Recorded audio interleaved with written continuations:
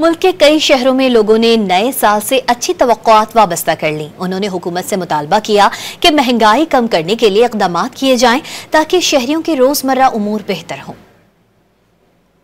कि 2025 जो है ढेरों खुशियां लेके आए और अच्छा हमारे लिए साबित हो और नेक तमन्नों का इजहार करते हैं। और हम सब लोगों को, सब पाकिस्तानियों को और बैरून मुमालिक के जितने भी हमारे बहन भाई हैं उन सबको जो है हैप्पी न्यू ईयर की मुबारकबाद पेश करते हैं। 2024 तो जो है वो गुजर गया है, लेकिन आइंदा आने वाला साल जो है 2025 हमारे लिए खुशियों वाला साबित हो। जो सानियात वगैरह जो चीज़ें हुई, हम अल्लाह से यही दुआ है कि अल्लाह इस साल को हमारे लिए खुशियों वाला साल बनाए। 2025 आ रहा है, दुआ करते हैं कि ये सब के लिए खुशहाली का साल हो और मुल्क हमारा तरक्की करे। सखर के हालात जैसे थे वैसे ही रहेंगे और गरीब 2024 में जैसे पहले गरीब था, आने वाले 2025 में उससे भी बदतर हो जाएंगे क्योंकि हालात ऐसे चल रहे हैं। नया साल कल शुरू होने वाला है, मगर कोई बेहतरी की उम्मीद जो है हमें नज़र नहीं आ रही।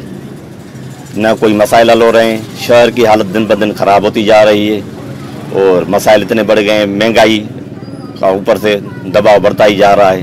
2024 में जो हालात थे, महंगाई इतनी ज़्यादा थी और अखराजात पूरे भी नहीं हो पा रहे थे, तो 25 में भी यही हाल होगा।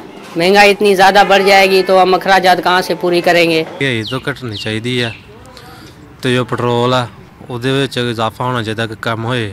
नया साल सब मुसलमानों के लिए अच्छा होगा अल्हम्दुलिल्लाह, और पाकिस्तान की हुकूमत भी अच्छी हो और अच्छी आए और अच्छी अवाम का सोचे बस।